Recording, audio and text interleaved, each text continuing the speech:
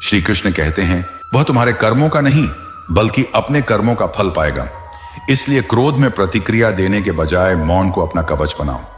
इस उपदेश को समझने के लिए सबसे पहले यह जानना जरूरी है कि कर्म का नियम कभी किसी से पक्षपात नहीं करता।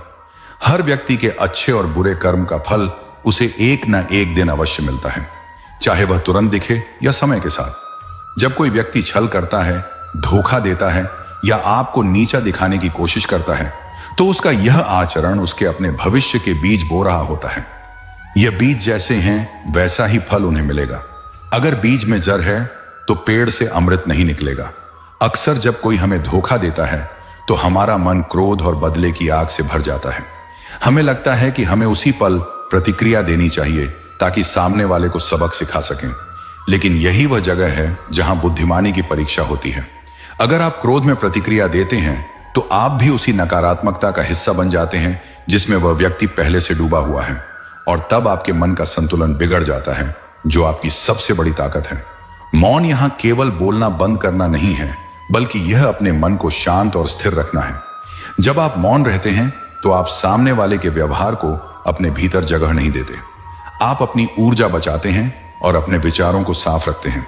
मौन आपके लिए एक ढाल की तरह काम करता है जो आपको नकारात्मकता के वार से बचाता है।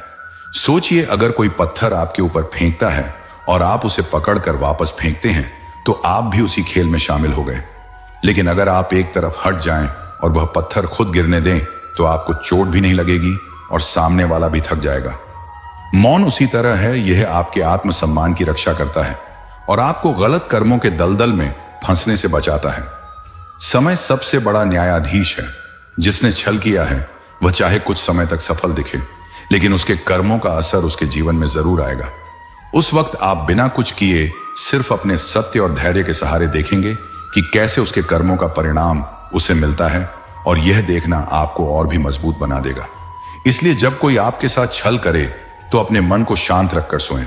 यह मेरे कर्मों का नहीं बल्कि उसके कर्मों का परिणाम है जो एक दिन लौटकर उसी के पास जाएगा। इस सोच के साथ जब आप मौन को अपना कवच बनाते हैं तो आप न केवल अपने को सुरक्षित रखते हैं बल्कि अपनी गरिमा और आत्मबल को भी और ऊंचा उठाते हैं। श्री कृष्ण कहते हैं, जब समय कठिन हो तब अपने मन को गीता के ज्ञान में स्थिर करो। जैसे तूफान में नाव को लंगर बचाता है, वैसे ही ज्ञान कठिनाई में आत्मा को डूबने से बचाता है।